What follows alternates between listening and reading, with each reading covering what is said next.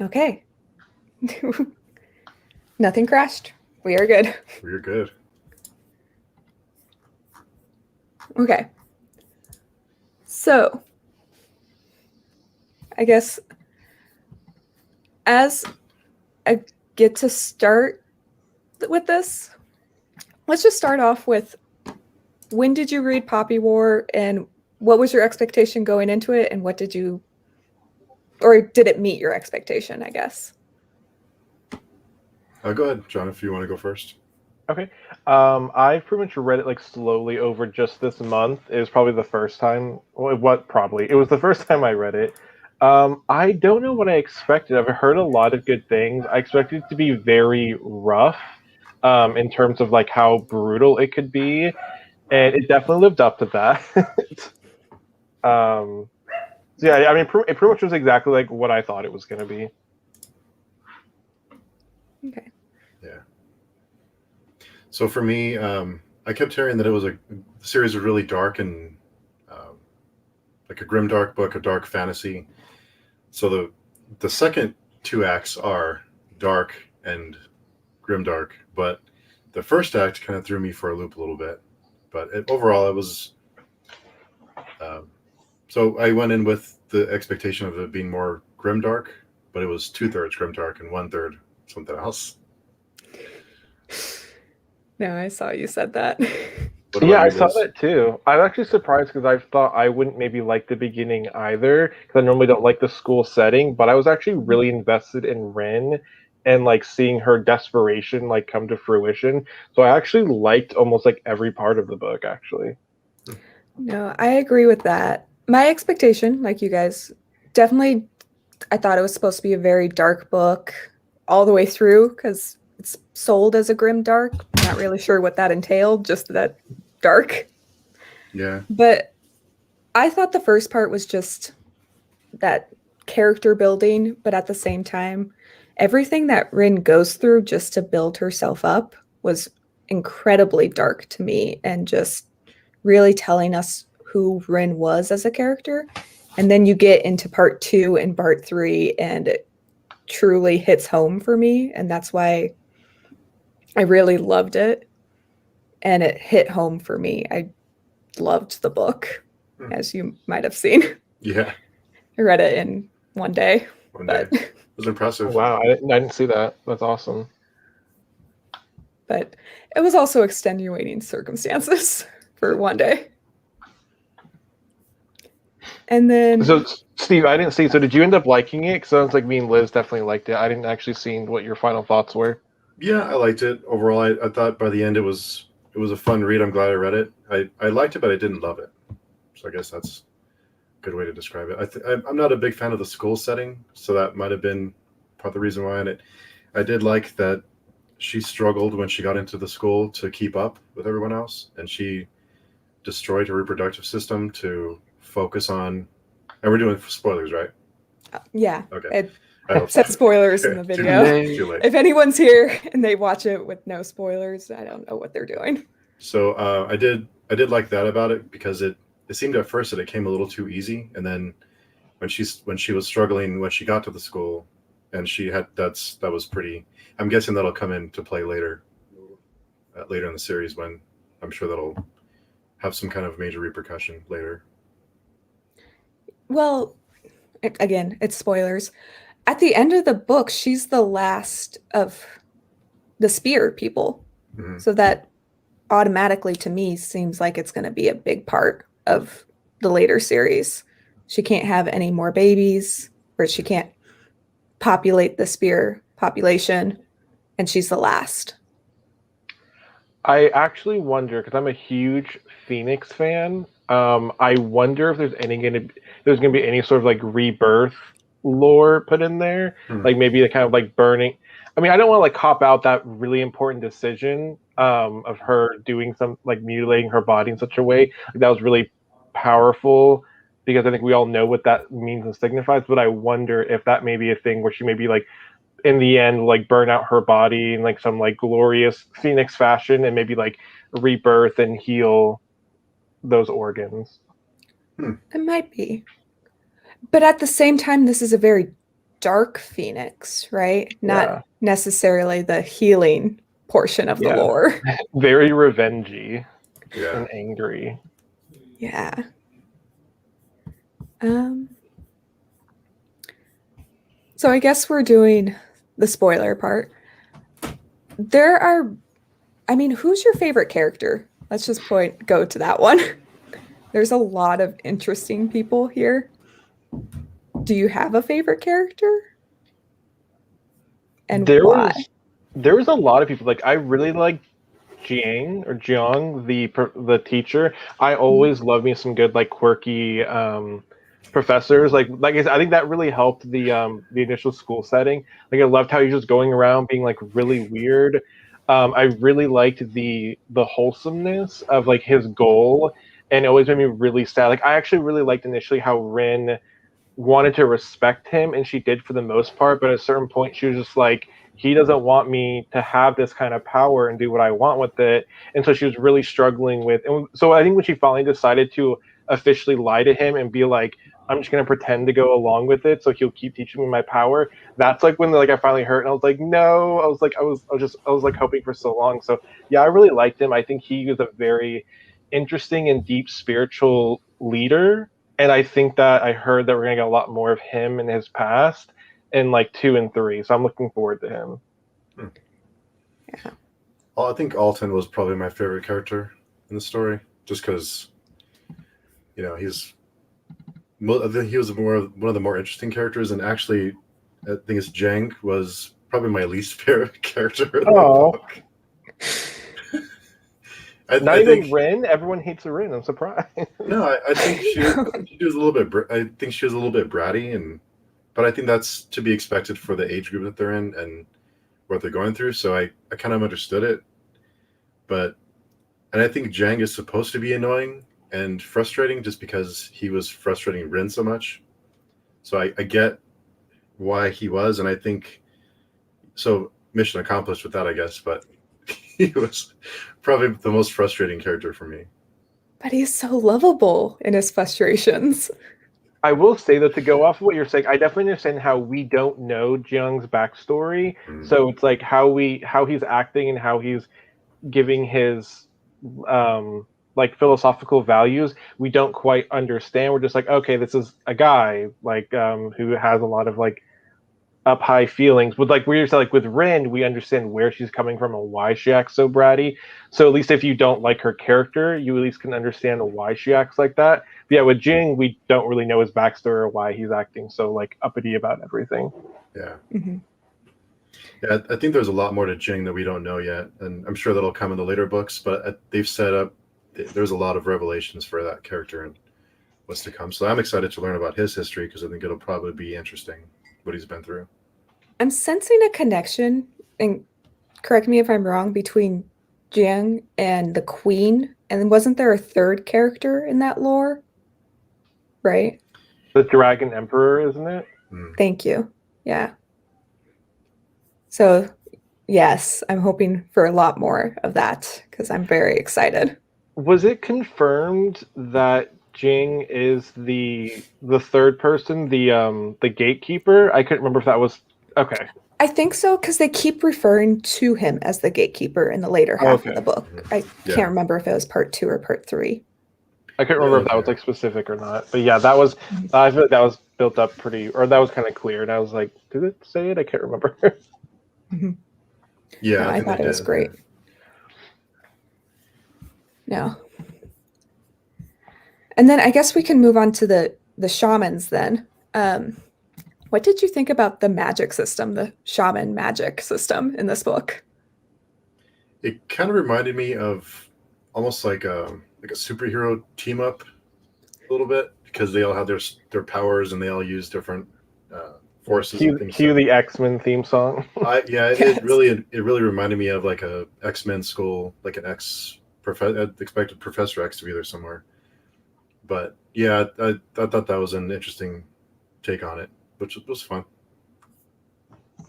And I did like how they were almost like a hit squad or like this unknown group that no one really acknowledges or supports, but they still do what they do on a smaller scale. So that was fun. Mm-hmm. I definitely thought it was interesting how they definitely have some negatives, obviously, with the stone prison. Like there can be negative side effects from these people. Again, I don't think it was really explored that much in this one. I think that was probably her intention, and it'll probably be brought in later. Yeah.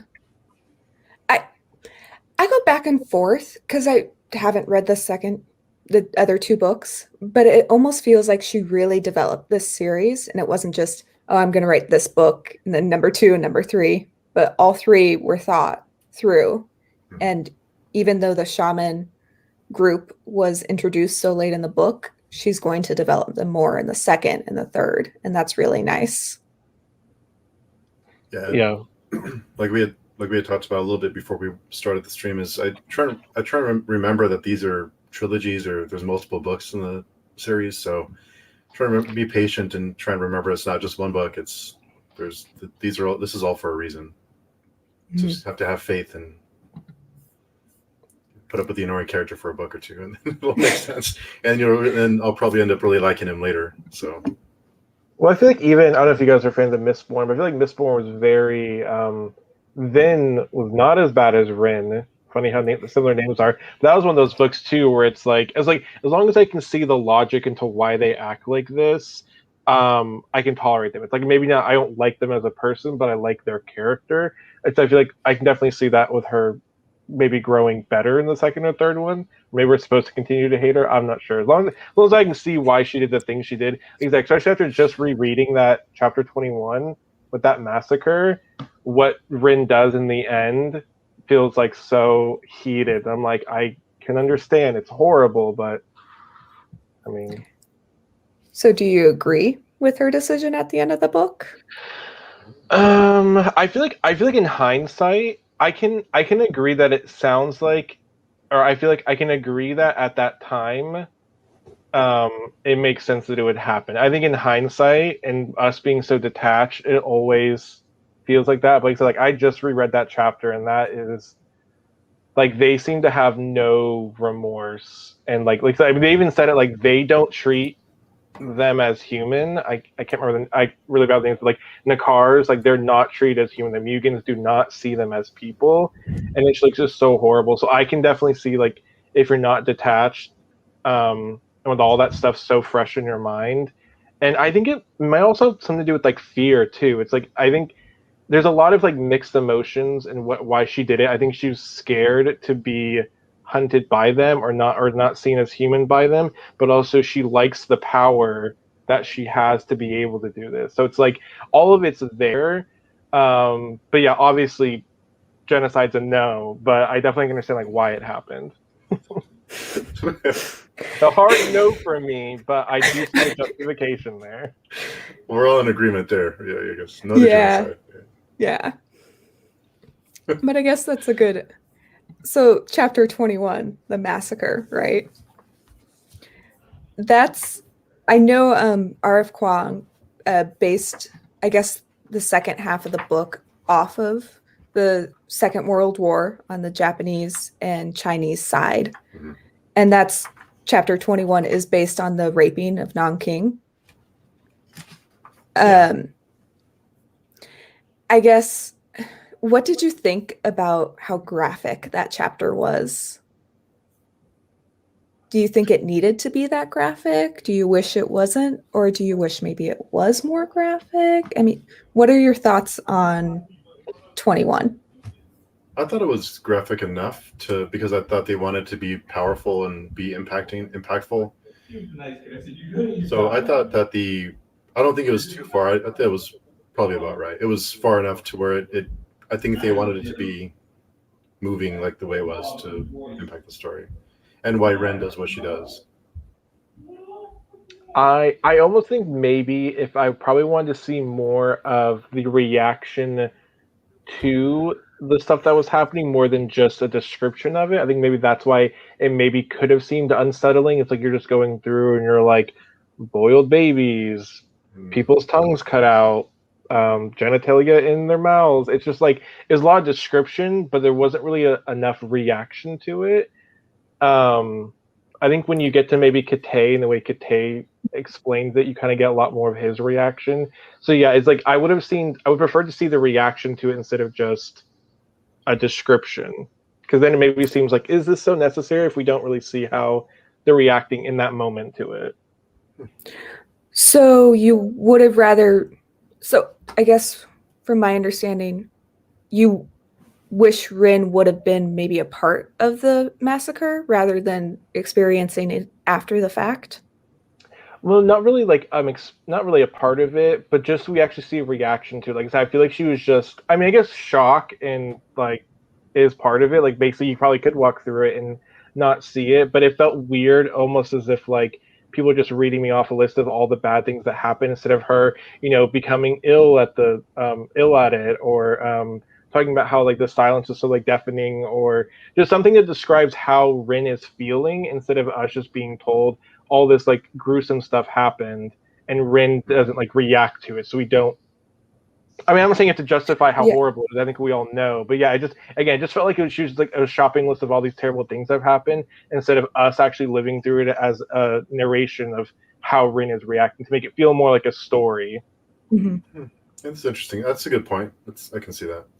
Yeah. I think part of it is maybe they didn't give her reaction or their reaction immediately, and they kept it, and made you wonder how she would react and what she would do towards the end of the book. So maybe that was why they didn't give so much of a reaction and more just descriptions for the reader to be moved by it and then wonder what's the reaction going to be for it.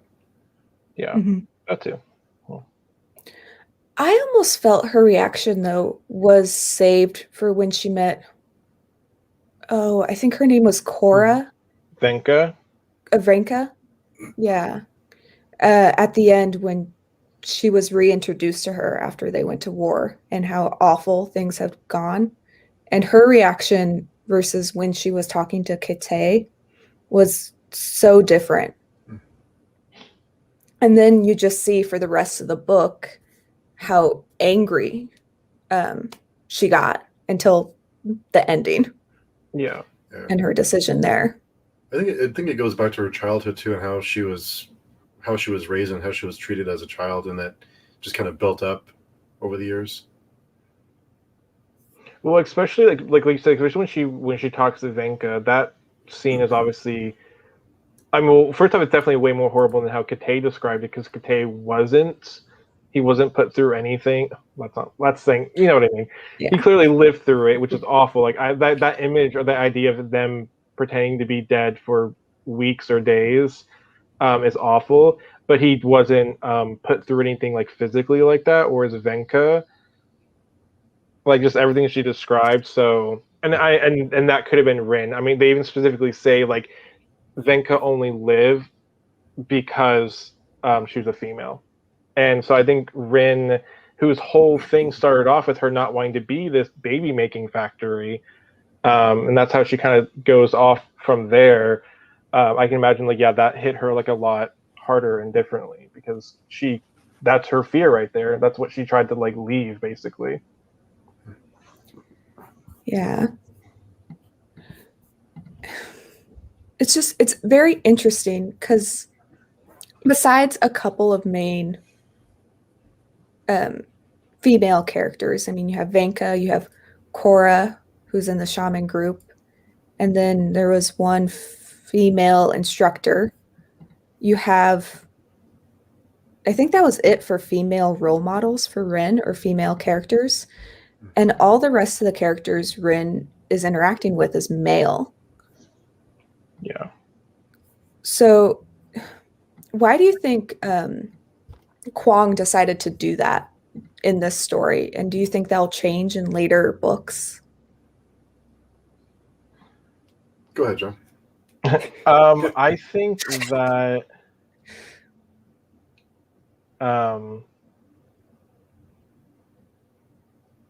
probably like realism. I'm pretty sure that there probably wasn't a lot of female role models. I think R. Kwong probably used a lot of realism in there. I feel like if she's reaching a certain point where she talked about with the her taking out reproductive organs, she talks about how she even like literally thinks like, oh, I can see why this could be difficult for women to be soldiers, and every month you're like taken out of commission.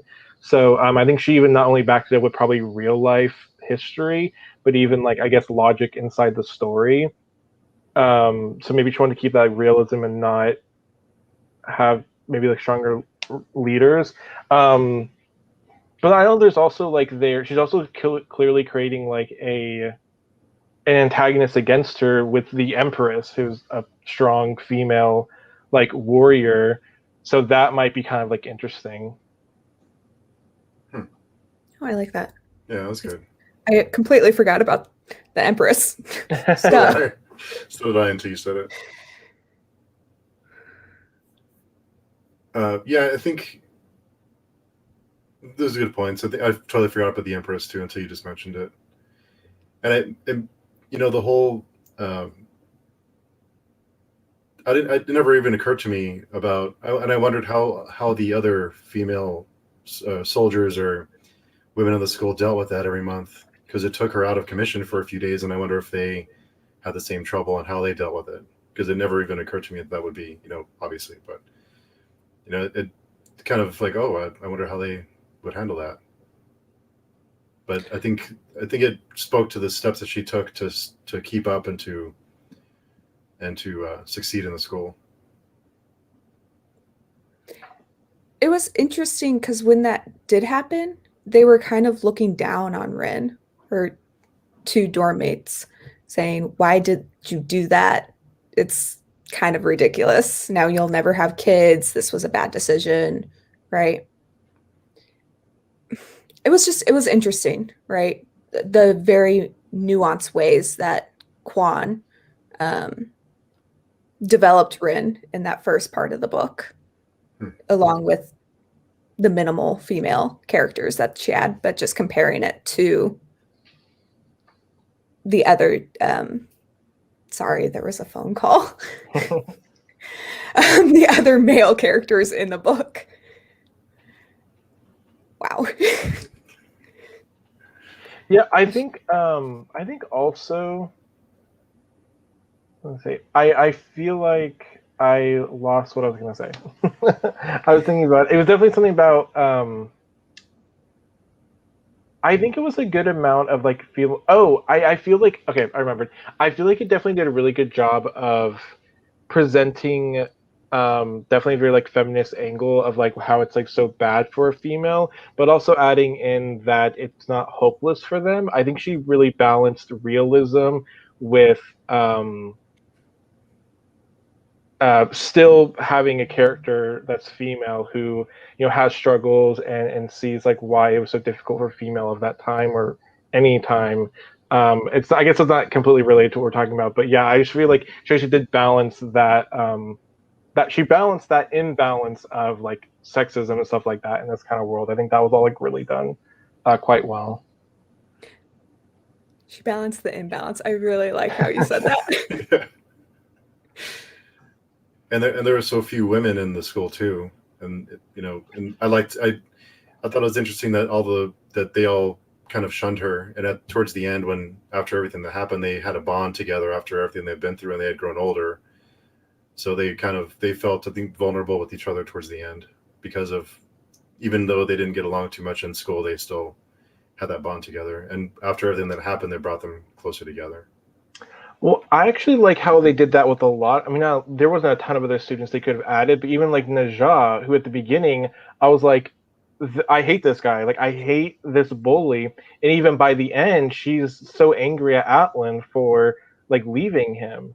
So I think there was I think that was really nice to see all of these kids, because I mean, they set them up in a society for them to fight. They're battling each other for these opportunities and stuff like that. They were born into, they created this society with all these different lands, like horse, dragon, rat, whatever, to where it's like their people are creating these divisions between the children, and then they get to this place where they're clearly going to fight, and then it's really nice to see by the end them grow together, like you said, out of like their respect for each other and all the mutual things they had to like go through. I think that was part of the process of narrowing down and kind of weeding them out. You know, who's going to make it and who's going to fail. And towards the end, I did actually really like Naza after everything that, you know, after I thought it was a nice moment that when Rin and Naza were fighting together and they didn't have to communicate, they just both knew what to do and they moved together kind of as one person. So towards the end, I really liked the character. You know, at the beginning, I think he's supposed to be a, you know, just an unlikable character, but towards the end, he was one of my favorite characters towards the end. Yeah. He was an interesting one too, because there was a hint that he might have shaman magic when he came back, potentially. And I don't think we even know if he's dead yet, right? Didn't we kind of leave that off like a who knows? He might be a prisoner of war at this point. Yeah, could be anything. Yeah. What did you think about that, about not giving us an answer at the end of the book? I think that was definitely part of the trilogy aspect, right? You can't have everything solved in one book because it's not a novel. You have to read that second one, right? I want all the answers now. Yeah, I mean, I'm glad it wasn't either like everyone. I'm glad there wasn't a clear cut, everyone is dead or everyone is alive kind of thing. I like how there was a lot of mystery and like who's going to be doing what going into the future.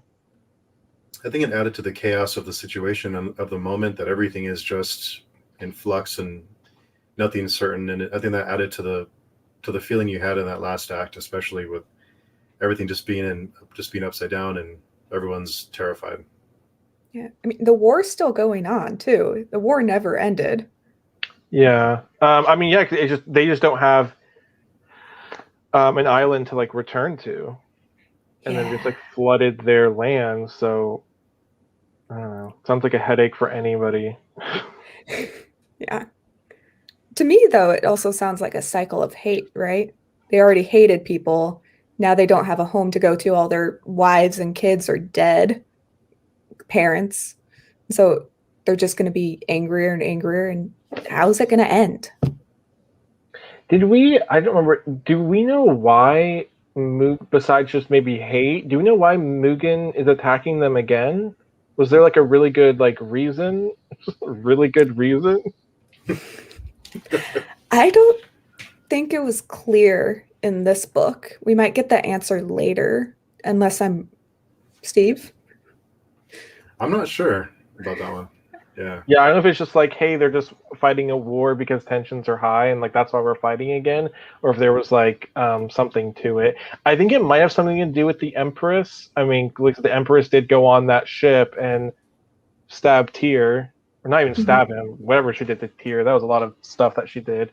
So I think maybe we don't know everything yet, but probably something to do with like the Empress. Yeah, I think there's more. I think there's a lot more to come for the Empress too.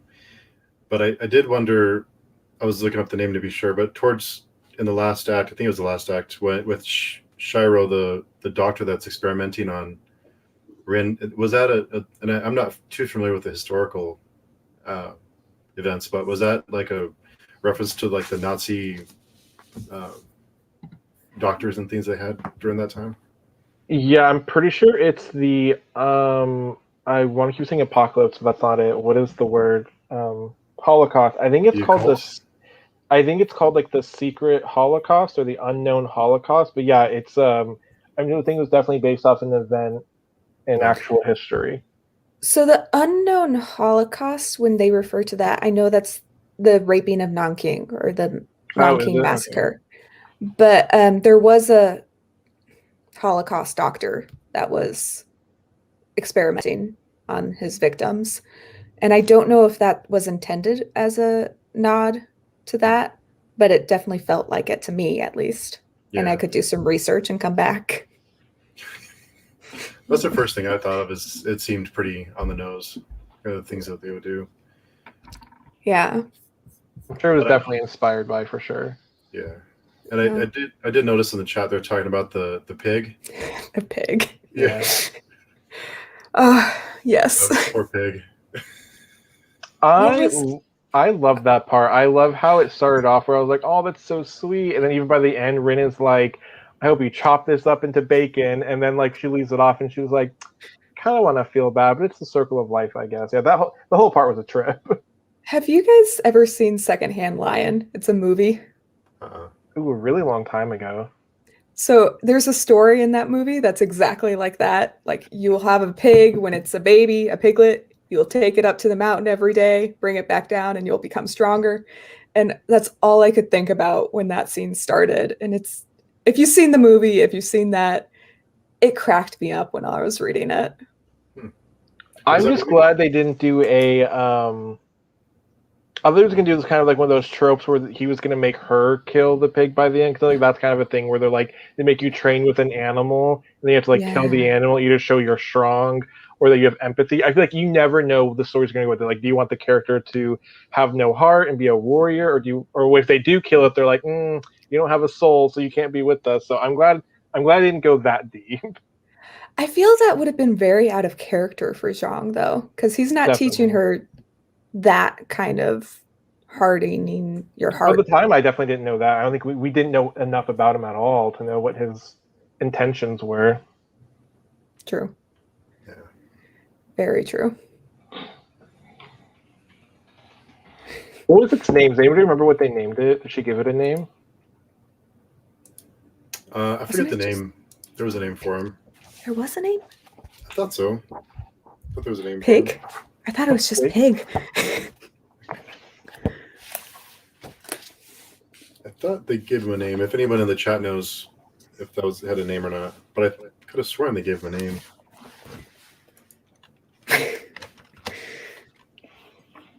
Weed smoking crazy teacher. That actually is a good point. How did you like all the substance abuse? Let's just call it that in this book. Opium, weed. I thought that was strange. So after reading or after watching Alan Xandria's video, he did this whole backstory and history into it. It was actually really heartbreaking. I didn't realize how basically due to like again, this is real life, this isn't Poppy Wars, but due to the trade of Europe and that whole thing, they basically put a whole country, subjected the whole country into like substance abuse or basically reliance on drugs. It's like drugged like the whole country. It's so heartbreaking. It's like just the greed of just like, hey, we want money. Just I mean, you sell this awful product and get like a whole country like doped up and addicted, so they'll keep buying. It was just really heartbreaking. So I think knowing that background and knowing like that's how R.F. Kuang, that's why she brought that into the story. I definitely think it was very necessary, or not necessary, but definitely felt a lot more impactful. Yeah. I thought it was strange because towards the beginning they talked about people who were addicted to it were kind of the losers and the nobodies, and you didn't want to be one of those people. And then it became like there's, became their spinach, Popeye spinach, where whenever they needed a lift, they had some Poppy on hand. So that was kind of strange. And I think Yolene mentioned that the pig's name is Sunzi. Oh yeah, the teacher. Thank you, Jolene. That's right. And I think that was Sun Tzu, right? That was a reference to Sun Tzu, I'm guessing. Mm-hmm. Mm-hmm. Yeah, the guy who wrote like their whole Art of War book or whatever. Mm-hmm. Yeah. Spinach. It seemed kind of like that. I mean, it just seemed just kind of off to me. It didn't seem. But then at the same time, you got Alton, right? Who is truly addicted, even though he quote unquote doesn't need the opium anymore to connect with his god. But I think he became addicted as a child, right? Because they were experimenting on him. So I kind of give a pass to, but the rest of it kind of strange. A little strange. I feel like it's going to come in later, though, right? Yeah. Because it's definitely a foreshadow to something worse yet to come. Mm-hmm. At least to me. Because you do have all of that talk in the beginning where she grew up kind of in an opium den, or at least in the opium trade, and seeing all these people. And she knows what's going to happen. And maybe Rin will get addicted. Well, I also wonder if there's any sort of like analogy or setup to being that maybe the people who know that the opium can give you powers, maybe they kind of want it to seem like it's a bad thing for everyone else, so like there's not anybody like accidentally getting powers. But also in general, I feel like it's just there's a lot of factors going into why some people may think that opium is bad or looked down upon, because like if you're not rich, then you pretty much can't, I guess, consume it in a more healthy way, that or a more socially acceptable way. You end up like strung out, homeless, like begging for it and stuff like that. So it's looked down upon to where if you're really, really rich, even though the rich people, they probably also did opium, but they can do it comfortably in their own home and they're not like begging for it and stuff like that. So it's really just, I feel like that's probably happens like in real life too. So I feel like it's probably just a couple different factors kind of play into why you kind of look down on opium, but then also it can be used in other like ways. There's like a lot of like nuance to it. Yeah. Yeah, and excuse me, Horde, I mispronounced his name. He had just mentioned Rin, because Rin grew up in the trade. She saw what opium does to people in the beginning.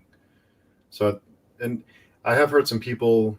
After I started the book, I did hear a few people tell me that they didn't finish the book because the way they treated opium was upsetting to them. That makes Patrick, sense too. I'm sorry. So Patrick, I'm sorry. So now I don't have to try and pronounce that name anymore. Now I just know your name's Patrick. So, okay. Yeah, good point. I mean, I definitely can see needing a trigger warning for a lot of stuff in this book. No, I don't know if this encompasses everything, but I've seen one trigger warning that was definitely like, well, death, clearly, PTSD, drug use, torture, rape. There's got to be more too. Yeah. Oh, a lot, especially if you're a college student, there is a lot of early triggers for expectation and Self-harm. Mm-hmm. And yeah, definitely self-harm. Self-harm I think would be a big trigger because I think self-harm I think is a trigger that really impacted me or really made me feel things, because she did it in such a way that it can easily be very real. Like almost it's acceptable if you get a good result, and no, it's horrible. not. Yeah. And that was rough too, because you could see even just the sleepless nights, the overworking, and then on top of that, the self-harm. And that's a good point as well. I think that's why I was so invested in the beginning, is because I didn't want her to be rewarded for it, but I was so, and like I said, I was so invested in seeing her desperation and like how it worked or how she learned from it. I think Steve talked about it earlier, to where, whenever she gets to school, it wasn't so black and white, where she figured out that she wasn't there. She thought she got to the top and she just gets like knocked right back down to the bottom. So it's very nuanced and a lot of sadness and tragic tales, but it seems really real, and there's a lot of ups and downs, which I could appreciate. I think kept me hooked in her seeing how she progressed. Yeah. I thought that was a nice touch too, is when she got to the school, like you said, she felt like she made it, and then she got there and she realized that she was just getting started, because the way that they looked down upon her anyway, and she was still had a long road to travel. Mm-hmm. What I loved and hated about that too is after the part where that jackhole of a martial arts instructor kicks her out permanently, which I was just like, what? Right. Like, that was so unfair. Right. But then she remembers again that, like, she got lazy, she got complacent, she thought that she made it and that she didn't need to like work hard anymore. So she starts working hard again. I don't think she mentions that she hadn't felt burned lately, so it seemed like she was going to go back into more unhealthy ways, and I'm sure a lot of it still wasn't healthy, but I don't think it was as noticeable. I don't think she talked a lot about how, I don't quite remember, but I don't think she went back into the very severe self-harm ways after that. But I did like how she thought that she was being lazy and didn't need to work hard anymore, and I feel like that's really a thing that we see nowadays with people maybe gaining scholarships to college and stuff like that and thinking they make it, when like you still have to like work hard after that. Mm-hmm. Keep pushing yourself. Yeah. And you see chat. it. Yeah. I'm sorry, Liz, go ahead. No, you see it a lot in high school teacher. All those kids just burn out, and then you get to spring and they're done. And then you hear back from them in college, and it's the same thing. It's a cycle, and it's something our society accepts as acceptable harm, and it's not okay. And this book Yeah. reflects it, which is unfortunate, but I guess a good reflection because you can see how bad it is. Yeah. If that makes sense. I think so. I think it balances her initial really bad and healthy obsessions to then some good ones. Like I said, whenever she realizes in school she needs to study harder, she goes and finds books, and I think it shows people trying to stop her from learning, and she's still. I mean, I don't recommend stealing, but then she takes the book anyways, and she studies really hard outside of class, and then that ends up getting her seen by someone who does care about her progression. So I think it does show some healthy ways to stubbornly keep going when people are like, "You shouldn't be here. You shouldn't be learning." So there's some good with the bad. Yeah. Yeah, I think the chat is talking about. I think she destroyed her reproductive system to avoid having a menstrual cycle, to not have the physical and mental reaction to it that was keeping her back from learning and to progressing in the school. So she did that in a way to. She was down for like a week, I think, right, recovering, or several days. Yeah. But I think she did that to not be affected by it anymore because she was already falling behind and she wanted to keep pushing and keep up with everyone else, or at least she felt like she had to. Yeah, she just didn't want to be burdened by it, and I mean, I feel like that's definitely a discussion that is obviously fit for like women to have, is to, it obviously is their choice if they want to have kids or not. She very clearly did not want to see herself as a parent. Obviously, I think a lot of us probably think that she maybe wanted to take more time to decide that. But did you guys think it was? What do you guys think about it when she did it? I thought it was because overall, I thought Ren's whole personality too is to be someone she hasn't seen before, to get ahead and to be better and rise above her station, which is exceedingly hard from her. She's an orphan. She's from quote unquote the bad part of her society. She has darker skin, so you have some nuance of racism in there as well. Some poor side of it, some stereotype on there. So no matter what she had to do, she chose the route of maybe not least resistance. That's the worst word to use, but whatever was going to get her ahead. And so even if she wanted kids in the future, if she had thought about that, she saw her reproductive system as keeping her behind. And she saw that as a way of pushing her forward when the other people didn't need to choose that because they were fine as they are, because they already had wealth, they had lighter skin, they had privilege. Privilege. Thank you. Yeah, I think it was a terrible thing that she did, but I think it fit with the character because she was. I don't think she thought that far ahead. What she would want in the future if she would ever want to have children. So I think it was impactful, but I don't think it was out of character for her to do something like that because she was so desperately wanted to succeed, like both of you mentioned. So I also think that there's obviously a lot of different factors that go into it. I think a lot of us would assume or say that you want to wait. It's perfectly okay. I think we all can agree that it's okay not to have children. You don't have to, reproduce. I think normally a lot of us would think that if you want to make the decision, you want to wait later in life. And Rin was obviously very young, but also I feel like we got to think what was their life expectancy? How long did she really think to live? Was she at like the right age too? Because I feel like she had the right mentality where no one seemed to really be forcing her to do it. I think a lot of people were saying you didn't need to have this done, but she seemed like she definitely didn't want to do it. She knew that she wanted to have this kind of like goal set, and so I feel like definitely was completely her choice to do it. And again, I don't know how old you probably would have to be to make that kind of decision. I think Jolene put it in a really good way. She said, when you're in that position, you don't think long term, you just want to survive short term. And in that short term, Rin was just thinking about what can I do to stop myself being held back And so she's not thinking about kids long term. Well, I can agree with that, but also maybe not even entirely, because I think a lot of the reason why she wanted to escape was she didn't want to have a family. I mean, very badly, she, again, encouraged herself to keep going because she kept imagining herself basically being a wife or just like a mother. And again, we don't know if that's just because he was really, really gross. I think that's one thing. It's like she never really saw herself with someone who actually like loved her.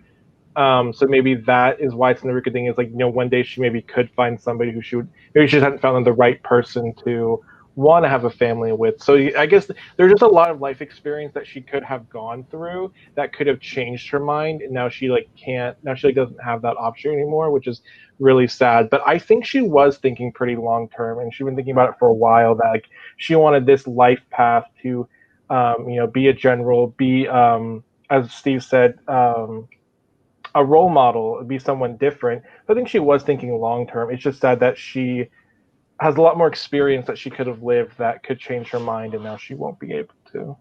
It's a really good point. Yeah, it is a good point. And they mentioned in the Patrick mentioned in the chat that that's when she needed the poppy when she went through with that. So that was another reason for her to use for the pain. So it also served that other purpose too of her starting to use poppy. And also you both of you mentioned about but her not feeling loved, but I don't think she's ever really felt loved because of the way that she was from birth. She's been a slave basically. Mm-hmm. So she probably didn't even know, I don't think she's ever really felt love or those kind of feelings. It's really small, but I like how maybe she never felt love, but she actually still had the power to produce it. Whenever she was leaving her family, she didn't realize how much her half. What is it? I think it was stepbrother, or I think it was foster brother, maybe foster brother. Yeah. So I think that was really interesting how much he didn't want her to go, and it was really small. And she thinks about it later, only because I just read this part recently. But she just think about it later, how she was like, should I write back to him? She thought about it, but she didn't know if anyone would care. So I do think it's kind of nice to show that maybe she wasn't really loved, but that she still had the power to give love to others. She didn't realize it. Yeah. That'll be interesting in later books to see if that comes up again. Because now she is in charge of that shaman group, right? Yeah. That I wasn't a big fan of. Wait, did I miss that? That didn't make sense to me. Yeah, I didn't. Yeah, Alton put her in charge of the shaman group if and when he died. Which seemed a little fast. Yeah. Feels like there's going to be a lot of bad before good on that one. Oh, yeah. Because she doesn't know them, point blank. I mean, what? She spent a couple months with them at most? And her war strategy is to kill everyone. So now she controls a bunch of people who have a lot of immense power. Yeah. It's going to go great. I don't know what you guys are talking about, actually. So I think, Liz, you mentioned a little bit about being familiar with the historical events that inspired the story. Or both of you, or if either of you know, how close was this to the actual events? Chapter 21, she basically took that from a history book, the list of atrocities. Mm-hmm. So I thought, for me personally, going through that chapter, it was like reading a history book again on the Massacre of Nanking. And it's sad. But I thought that was one thing where I thought, I guess I don't know what to think, because on one hand, it's good to know history, so it's not repeated. But on the other hand, I don't know. Again, I don't know what to think, because it was horrible, and I don't know if I would put that huge long list in one book with no feelings in for a fictional character. But we also don't go through it in traditional United States history class, if that makes sense. So if someone's picking this up and has no idea what this is a true atrocity that happened and that's word for word what happened to that city. I think I like it and find it interesting. Said, obviously I'm not a child anymore, so I know that Gotcha. whenever I read it, I was interested and did go learn more about it. So I think that somebody reading this could also have that same opportunity. When they read it, they could find out that is true and kind of grow more empathy for that kind of situation. So I don't think it's a negative. I think if you're interested enough, you would be curious about where this goes, and people are always on the internet now, and I think that may lead them down to a path of research and to kind of learn more about this. I mean, that's why we even talk about it's the unknown Holocaust, because nobody knows about it. And I think reading it in fiction and learning about this very real event, I think is helpful. Definitely, I think it definitely could be a positive. Yeah. And did she include that event to bring awareness to it? Because people that may not have ever been aware of it or interested in it, maybe they'll go and actually learn about what really happened there. From what I read, Kwong is actually a professor of, I think, Chinese history, Yeah, an she's adjunct definitely professor. a scholar of it too. Hmm. And so she actually wrote the Poppy War series because she couldn't find it on a shelf. And so she couldn't find like a fictional series that has this history on it. I'm sure it was a little bit of both. I'm sure she definitely did it to bring awareness to, but also just to, yeah, definitely to expose it. I think it was obviously she wanted to write like a work of fiction based on it. And I'm sure her exposing that history for other people to like learn about was a bonus or an intention for sure.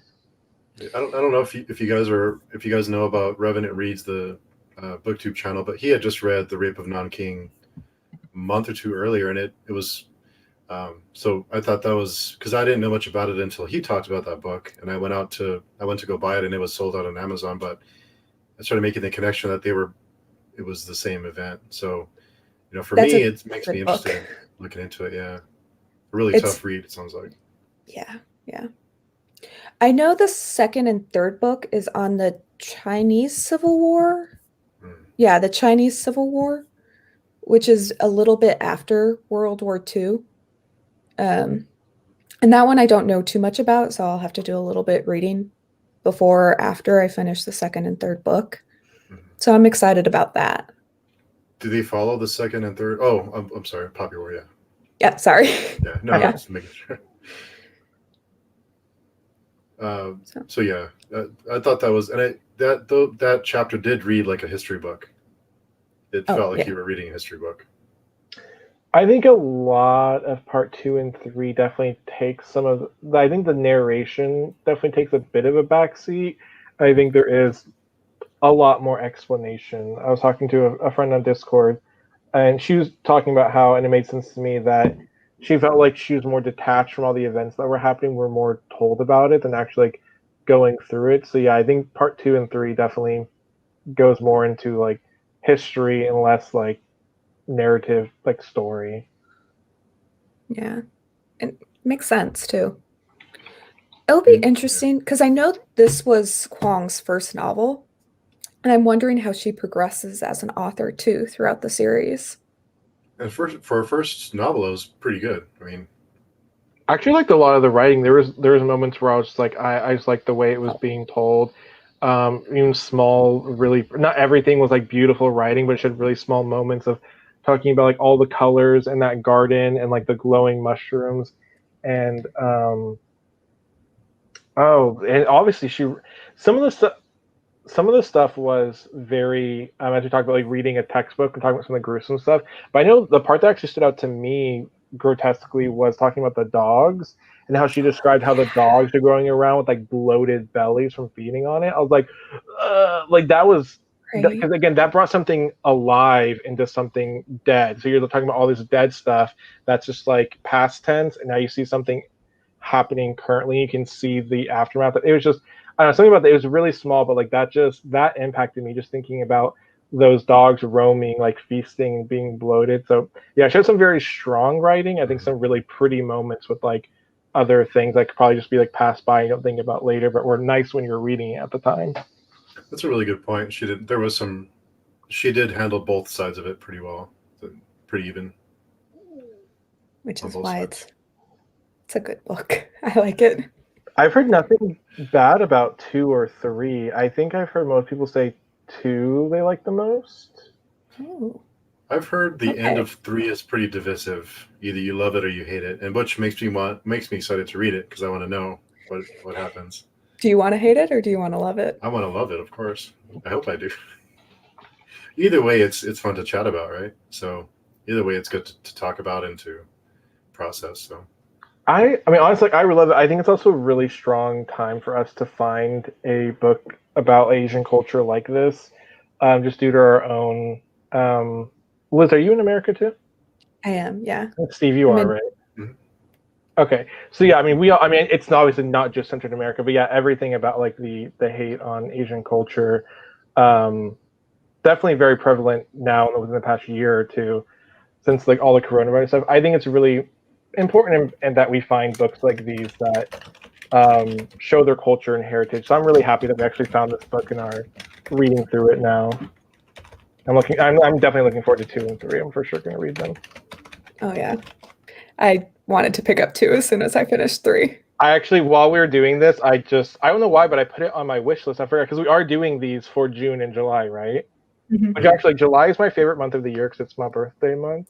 So I like how we're like finishing off the series. Yeah, I put it on my Amazon wish list, and I was just like, wait, I gotta read this next month. So while we're on here, I just went and purchased 2 and 3. yeah, I know. Yeah, I'm excited. What did you think of the end of the last few pages? I thought it ended on a really high note, or I won't say high note. It didn't end on a high note, but I know. not a high note, but it ended Exciting note? Let's on say an exciting exciting. note. That's better. Yeah. Better way to describe it. It It wasn't was exactly a something. feel-good ending. Right? Yeah. I thought that's what truly made this, well, besides a lot of the war part, but massacring a whole country. Yeah. I And the thought that- description. Oh, go ahead. I think it was interesting that like she was the one that brought up that it was all planned. Do we ever learn for a fact if Mugen or Narak, I don't remember their names, which country actually burned Spearly or Spear? Was it their own It was country? Mugen. It was Okay, Mugen. was Mugen? Sorry, no, it was Nikan. Okay, so So yeah, it was their own it was country that okay. burned Spear, or they let them burn, right? Yeah, That was So I thought that was interesting that Rin had that theory from the beginning, and Shinto like being a part of it later. yeah. So is she Spearly? Because there was kind of she was for a while there. She wasn't, or she didn't know, and then she was, and then people were kind of. Well, is she doubts. Spearly or is she Mugen? No, she's not Mugen, because that's. I don't think she's Mugen. Okay. I know I think it's confirmed that she's Spearly because she went to Spearly or to Spear. Do the altar thing. And she did the altar thing and she burned Mugen. That's right. Yeah, but it seemed like there were some people dropping doubts before that happened about whether she was or not. Right. So I wondered But if she that was was also she was experimented on too. And so that Spiro, again, I forget his name. Shiro, I think. Shiro. Thank you. I get the pig and the Nazi doctor confused.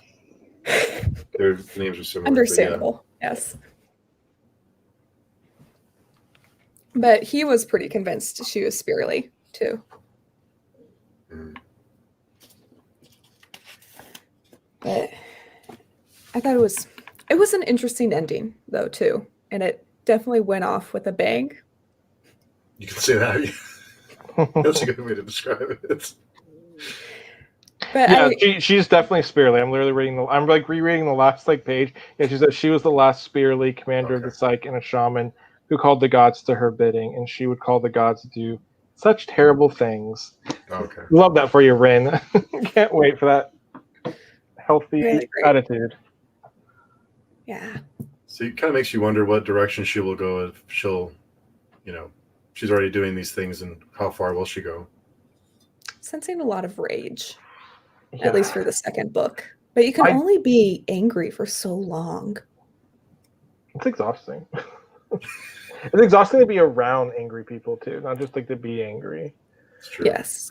I hope we get a moment like that in 2 or 3 where she just realizes how tired she is of being angry and fighting. But I also wonder if they're going to keep, now that I just reread it and I remembered exactly what she was thinking, I wonder if they're going to keep the whole that the gods don't control them, the humans basically control the gods. So I wonder if that's going to be a thing that stays there. We're going to get a whole like switcheroo and they're going to be like, silly mortal, we control you the whole time.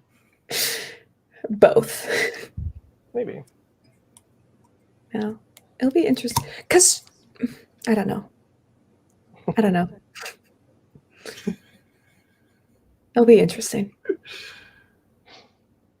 Definitely. So what did you guys think about the book as a whole? Were you, Liz, I know you were a big fan. Yes. I gave it a 5-star. So it's one of my best books, I think, this year so far. I don't know why I'm so hesitant to say I don't. I really did like it.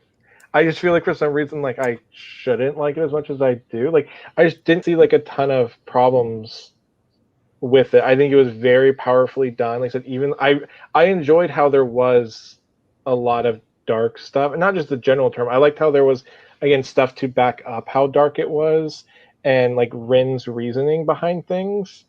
And yeah, I mean, I really liked it. I thought it was very powerful and had a lot of like emotion. Definitely made you feel things. Yeah, I heard a lot of people say, because when people say how dark Grimdark is and dark, this kind of story, and a lot of people answer with, well, whatever is written in these books there's a lot worse events in history that have actually taken place. So yeah, I literally was thinking of a response as you were saying that is, I feel like Grimdark is almost maybe like fantastical. It's like really brutal stuff that doesn't feel real. Whereas this feels so dark because it feels like it's really real and it could happen in our life and has happened. I feel like that's why probably hit me more than something like Joe Abercrombie, because I've just started reading like The Blade itself and stuff like that. That kind of like grim dark, where it's just like brutal and grotesque for being brutal and grotesque. I didn't really feel that from the Poppy War. I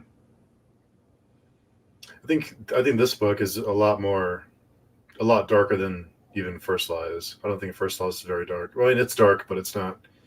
I think it's on the lighter side of Grimdark, probably. I don't read a lot of Grimdark, so I can't. I'm about to say, but yeah, I definitely feel like it was a lot darker than at least the first one I read for sure. Yeah. I mean, it's dark, like you said, John, because it's based in reality, and I think that's the difference between. I don't read a lot of grimdark, but horror. But that's not reality. That's someone's imagination. Yeah. Or a lot of it. So you can separate yourself from it because it's because it's not. Yeah. Yeah. It's fictional, but this is also a fantasy. So you do have those fantastical elements, but at the same time, that doesn't relieve you in this book. Yeah. So interesting question. But if these events never really happened, would these events in the book still be as impactful? No, especially at least not in my experience. No, just because I said like when I first read chapter 21, it was gross, obviously.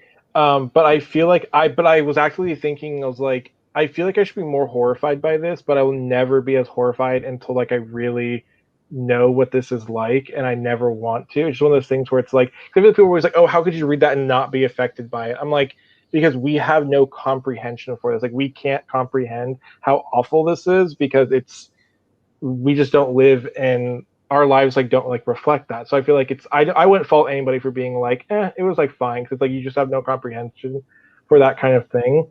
And then after I read it, when I actually learned more about it, and like I said, I just reread this before we started this, and it hit so much harder. So yeah, I definitely feel like if it wasn't based in reality, I would not be as interested and now passionate about the book because of it. Yeah. And I have nothing to base it on because I read the Raping of Nanking book The Massacre of Nanking. I forget what it was The Rape called. of Nanking, I think. The Raping of Nanking. I've read that. I've learned the history. So I already knew these acts happened and occurred in the city. And I knew reading it, it was true. And so it was just a reminder these atrocities happen constantly during war. And this is just a reality of humanity at its darkest. And we need to know so it shouldn't happen again, or we should punish those that do things like this. And really, we're just a few bad decisions away from it happening again somewhere. I mean, we're not. It could happen again, so it's important to learn about it so we can prevent it. Do what we can. I always think books are the best way to start with empathy. I don't think it's the end all be all. I think there's a lot more learning you have to do, and a lot more of the things you have to do to understand other people. But I think books are a really good way to learn empathy, to first see the stories. And I think as you kind of keep going, you may kind of learn to understand them, and maybe won't be so hostile or awful to like other people. Yeah, one can hope.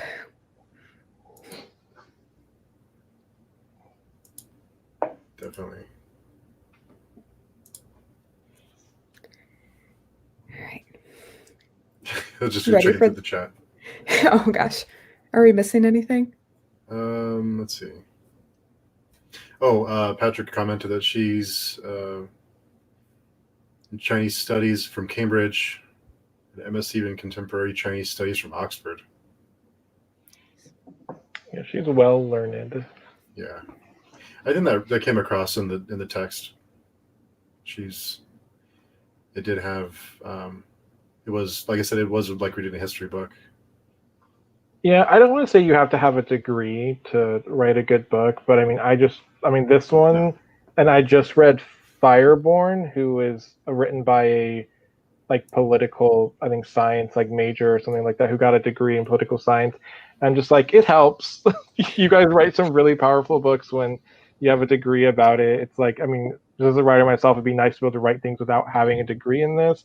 But yeah, it definitely shows with authors like Kwong and whoever her name is, Rosaria Munda. So I think it really shows. I like that. I also like how you can merge these other kind of degrees into writing something like fantastical like this.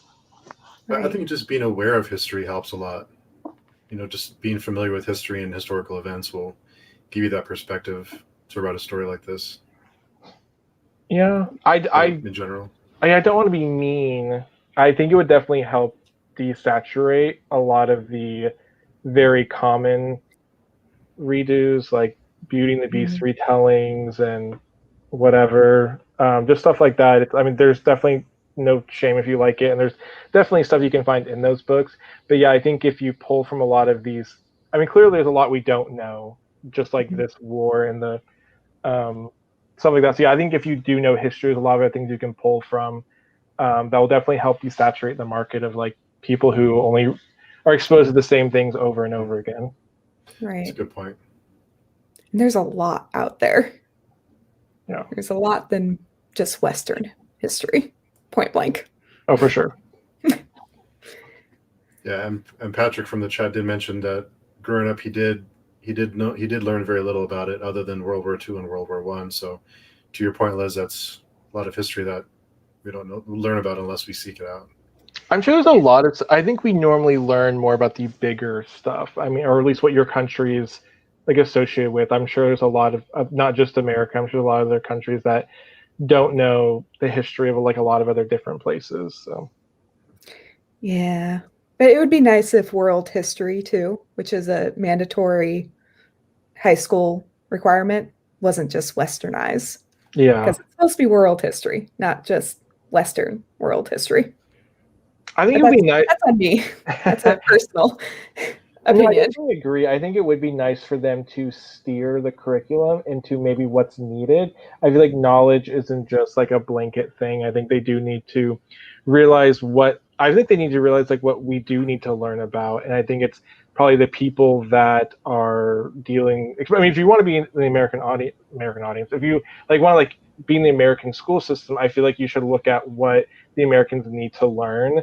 And I think definitely right now there's a lot of Asian and like Black crime and social issues that kind of need to be looked at. So I think maybe learning the history about it would definitely help people know and empathize with like what's currently going on.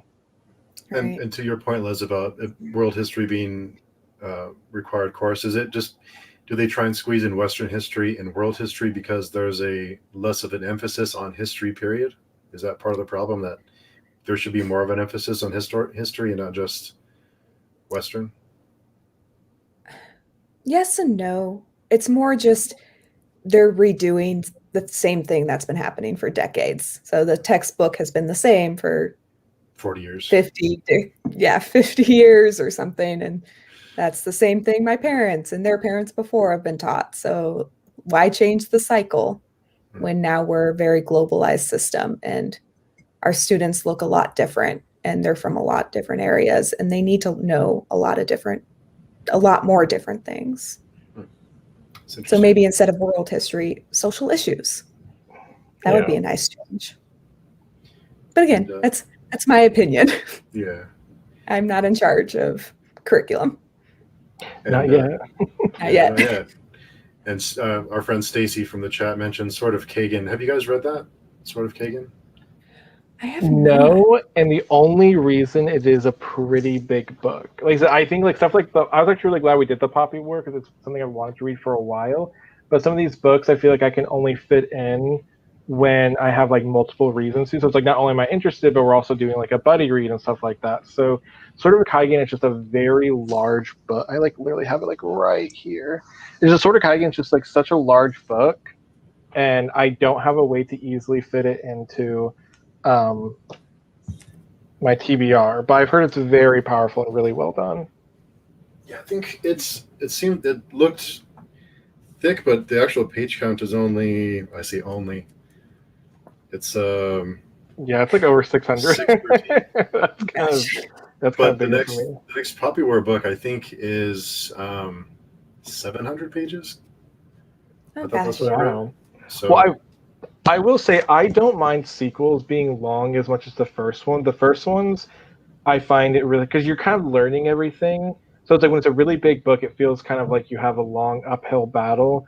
When I feel like you start with the sequel, you already understand a lot and know a lot, and you're introducing new things to something that's already familiar. But yeah, when you start from the beginning with a really big book, and this is just a standalone too, at least I think for now.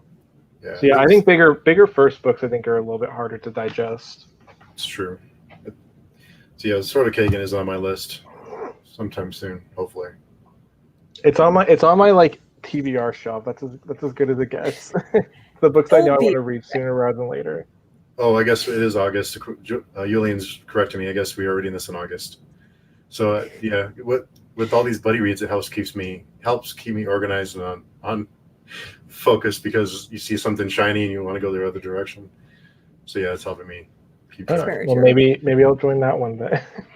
So I think July is the last time where I'm like, I don't think I've had anything planned after July, because I think we just moved. Not to get off topic, but just for a second, because we just moved Ash and Sand to like August, September, October. Is that right? Yeah. Mm-hmm. Okay. Oh, I forgot. I was gonna wear my Team Kale shirt, because now I don't get to wear it for like months now. I forgot to wear it. But anyway, yeah, I was ready to. But I noticed that you were, not to derail, I noticed that you were a little bit behind because you had a lot to read, and then Raul was a little bit behind because he has the TBR, all of us put together. So I can tell he was getting a little nervous about only having a few days to read it. So I'm okay with it. I did pretty much finish it, but I rushed a lot to catch up. So I think I can now reread and really digest some parts better. So I think that's okay with like pushing it back. But I was ready for Sunday, because it's supposed to be like tomorrow. But yeah, I think I have a lot better discussion if we push it back now. Yeah. But anyways, yeah. I'm sorry, Liz. I didn't mean to. No. Oh, that's right. Nosferatu's tomorrow. Yeah. Are you going to be joining us for that? I can't. I have puppy training tomorrow. That's why I couldn't. Yeah. Oh, that's right. Yeah, we're doing Ash and Sand. I think it was like Tuesday initially or something. Yeah, I think Monday night we were planning it, but that's okay. Don't worry, Roll. It's no problem. So yeah, so by August, right now, all I should have then is Sword of Kaigen because I'm going to be done with Ash and Sand. So yeah, I like when like right now I have like a clean slate. And that's like my first book after July. So now you don't have a clean slate, actually. Yeah, not anymore. It's on my list now. I think if nobody else has anything with Poppy War, the only thing that's kind of I've just been thinking about, if we have time, is like the class system. If anyone ever like thought, because I really hate the unfairness of class systems. I almost feel like it's cliche, but it's so prevalent. But just the way that they, again, just that teacher, the way he treated her, like where, oh, I always see you like trash from like the fields come in and think you're hot shit. I'm just like, I'm sorry I wasn't like born in Castle where you guys literally study like all day, like every day. Like the privilege thing like really bothers me. So it's like, did you guys have any like feelings or thoughts as you were reading through the beginning and that like imbalance of power between all the different students? I see where I agree. Class systems can be very cliche, but since this book was rooted in historical context, I thought more along those lines because it was very and is still very class based. So since she was an orphan, since she's from a lower level province, it would have been very much like that. Where yes, there's this test that's an equal footing test, but it's almost impossible for someone in a lower class to pass it. And then if she does pass it, there's all these other things that would have made it impossible for someone like Rin in a historical context to pass it. And then she would have had racism against her, classism against her. Oh no, I agree. Like I wasn't trying to say like I didn't like it, but it's just like I hate how necessary it is to put into those books because it is so real. So yeah, I know that part just really like burnt me up when I was reading through it because it's just so real, and I just hate seeing it like so often because it's so common. I think that's part of the reason why I didn't really dislike Rin at the beginning because of what she struggled with and what she went through, so that you felt a connection with her because of what she's gone through and because of the struggle she's had.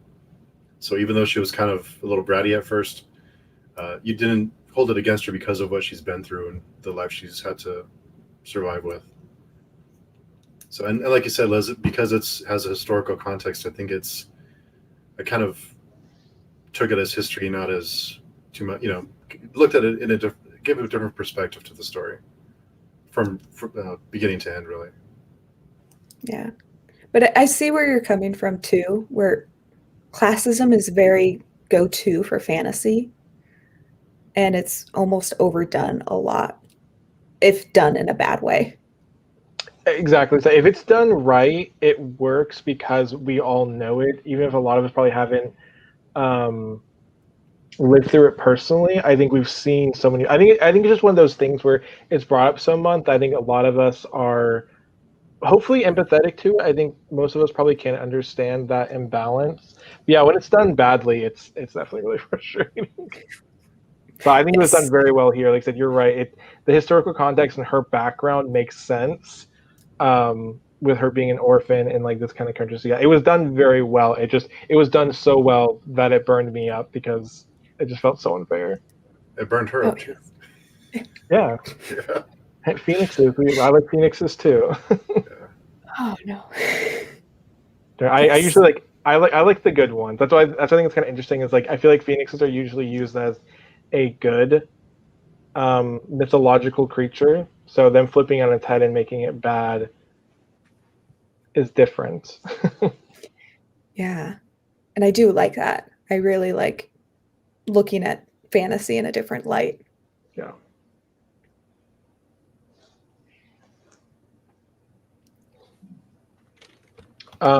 Patrick, Steve does not. He has The forum. Yeah. Do you have a link to the forum? Is it linked in the description? Yeah. I think I did. Yeah. I think so yeah. Yeah, Patrick. It's the Creeping Death. That's Steve's forum. That's how you can like keep track of all the live streams and the calendar and chat. Without that Mhm. calendar, I don't know what I would do, honestly. I love the calendar. For Yes. communicating in forums is pretty difficult. That's why I was mostly looking forward to these live streams. But yeah, the calendar is really helpful. Yeah, it's funny because yeah, from the 90s. Actually, the forum I started in 2004. Yeah, I loved you. I loved your. I remember watching that video. I loved your story. We were talking about it. We were like, you got rid of it, and didn't like Discord. You went back to it and like Yeah. created it again. I thought that was it's nice history. Yeah, so yeah, we started in 2000. I started in 2004, and at the time, forums were the thing. I mean, everyone. Yeah, so I'm old school, I guess. Mhm. So for me, it's not weird. I guess I don't want to say get off my lawn or whatever, but it's just was kind of the norm for me, so I'm used to it. But like we tried using Discord, and we tried moving to Discord because I thought let someone else deal with all the posting and everything else, and we just didn't. I just not a fan. But so we went back. But anyway, sorry. I like it. Yeah, I don't think it's too bad. Just takes a little getting used to. Yolene is a pro now. She's creating events and doing all kinds of stuff. Very cool. But yeah, so final thoughts. What do you guys think about it? I can't wait for the sequel. So how far do you think Rin will go? Do you think she'll go farther than where she is? Do you think she'll pull back? I think my question is like this is one of those books where it's like where do we even go from here? That's what I understand. It's like Mugen's burned, you flooded part of your country. I'm not really sure where we're going from here. That's why I think I'm most interested because I don't have any like theory. I mean, there's some smaller things like is Najah alive and whatever. But I don't know where we're gonna go from here. I have like no Whatever preconceptions. I'm under the impression that it's going to get worse before it gets better. And I have no idea how it's going to get worse, but I think it will somehow. You do get that impression, yeah. But after what's happened in this first one, you wonder how can you top that? And that's another thing is how do you top that? Or will they keep referring back to these events in the next two books? Yeah. Does anyone think? I don't know if this is specified or not. Does anyone think that the third hero, what is he called, like the Dragon Emperor? Mm-hmm. I wonder if he's the Mugen Emperor. Like if maybe after they kind of did what they needed, he like died or left and then went over to Mugen, because that would probably help explain maybe why the two countries are at war is because the Dragon Emperor wants his country back that the Vipers took from him. Maybe that's why Jiang is so not, I guess, maybe at the forefront, because he's supposed to be, his whole thing was like he's supposed to just protect his friends, and now his friends are fighting each other. So he's just like, I'm going to go smoke some weed. Yeah, it happens. That's something I can think could be like an overarching plot, maybe. And that might, because the Dragon Republic, then that just speaks to the second book, right? We'll learn more about Mugen, even though it's completely in fire right now, and just more of that backstory, right?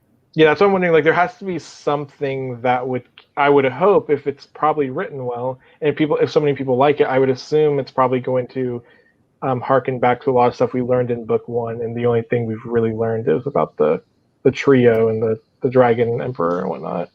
Mm-hmm. That'll be fun. Yeah. I hope like I so. said, I'm just excited. I'm just excited to read it. I like when it like keeps things connected. I don't want us to like. I don't want it to be episodic to where we learn about something completely different, where you like introduce this whole other thing. It'd be nice if she like ties it together. A nice wrap up of 3 books. Put a nice bow on it. We'll just have to see. Yeah. Do we already have the second one scheduled out? Is that on the forum? I don't think we do. No, I was gonna ask you guys about that.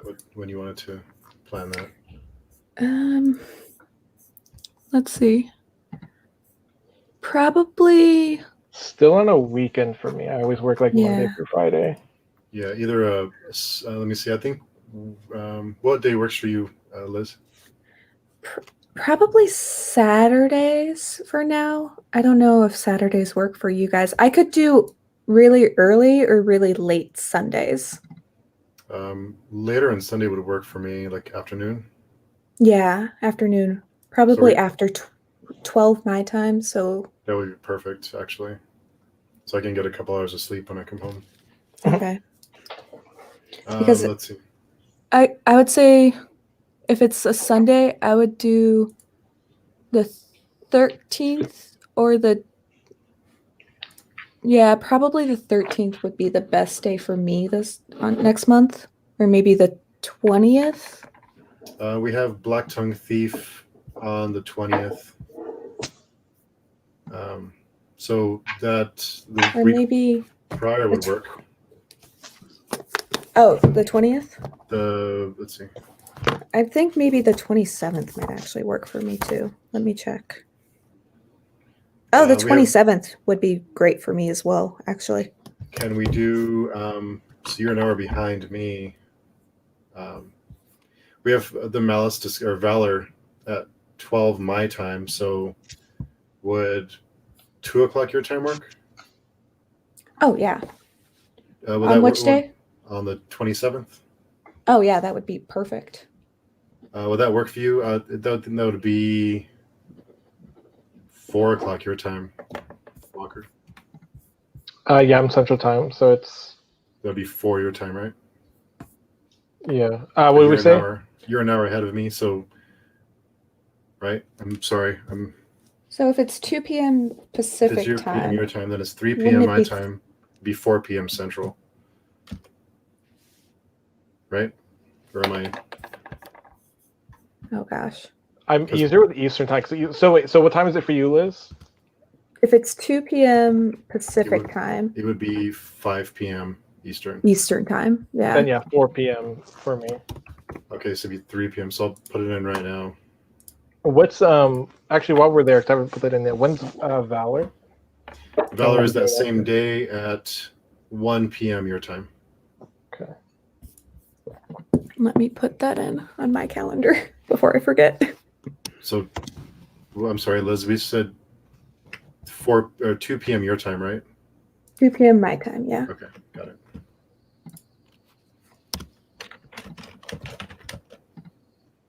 Okay, I'll put it on the All calendar. the different time zones. Yeah. I know. It's funny because I was talking with Patrick Leo, and he's in Honduras or somewhere, and that gave me a headache figuring that out. I have to look it up. Google is beautiful. You just put in your time zone into the next time zone. The second one is the Dragon Dragon Republic. Republic. Yeah. okay. So anybody watching, if just be sure on RSVP. That way we know that there's enough spots for everyone because we are limited to 6, I believe. 6, yeah. So if you want to join, that way no one's left out because that would really be unfortunate. Yeah. And that'll be on your channel again, Liz, right? Perfect. Hey, I think this is my first discussion. I had a lot of fun with this one. Yeah. Yeah. These are really my favorite part of all this. This is why I do all these group reads because it's just so much fun.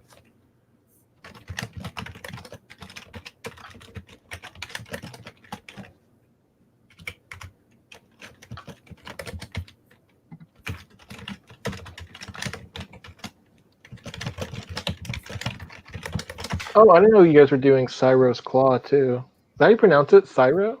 I think so, yeah. That's on Roll's channel. He's doing a meetup, and I believe the author is joining for that one. Ooh.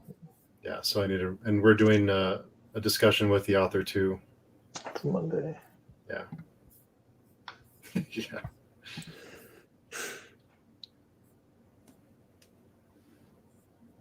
I love that you guys are doing Sherlock too, by the way. You should join us for that. I should. But Really it's doing Sherlock? ooh, I might join the season 2 one. I'll have to. Yeah, we're watching the second season now. Oh, the show. I think meant the book. Never mind. Yeah. I've had this really nice edition of what is the first one? The Hounds of Baskerville. Is that his first book? I've had that. I have this really nice edition on my like Amazon wish list for a while. Where I'm like, I want to get it, but like I don't know how soon I would get to it. I don't know. I have to admit, I did not like reading Sherlock Holmes. I've had this like big leatherbound edition for like ever. And I always felt so cool carrying it around. I'm like, yeah, look, I read Sherlock. But yeah, I think I've started it like once in college. I was just like, I can't. This isn't easily digestible. I can't get into this at the moment. Yeah. One day. Or maybe just 1 or 2 short stories at a time. Because I think my problem was that I tried to read all of them at once. Yeah.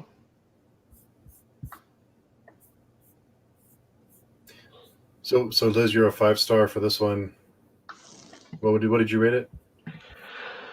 I did a little bit more thinking. I think honestly, like mine probably be a 5-star too. Again, I don't know why. Honestly, is Andrew and Nico here? It's probably Andrew and Nico's fault because like they don't like it.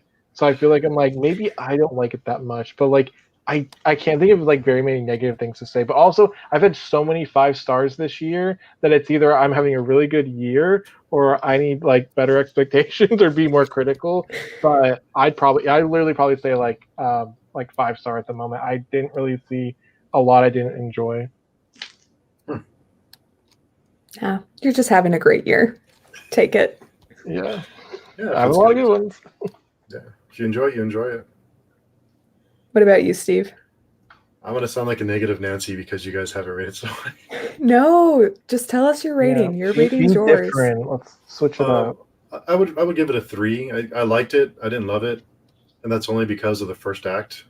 I like the second and third acts for the most part, but just it seemed like 2 separate books, from the first act to the second and third. And as we talked a little bit, I try and remember that these are all this stuff happens for a reason, and it's a series, so you can't really judge the first book because there's a lot more to come. But just from reading this first one, not knowing what happens, I may come back and change my mind. But for now, I think it's a 3 for me.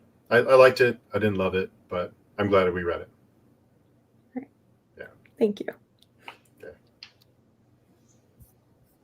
I kept waiting for that moment because everyone kept telling me that too, where they're like, "Oh, it feels like it's such like a tonal shift, feels like a different book." And like where I definitely saw it was definitely quite different. It didn't really affect me that much. So I was just like, "Whoa."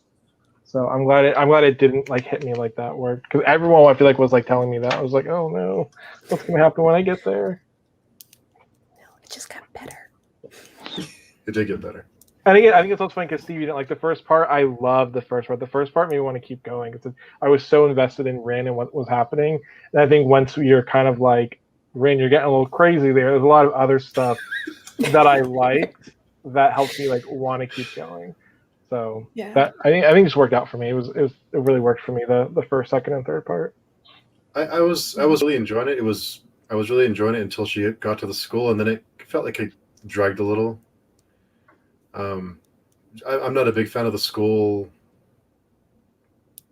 thing, but it wasn't poorly done. It was well done. It wasn't so for a debut novel. It's a really, really good debut for her because I've read a lot of debut novels lately, and not all of them are very good.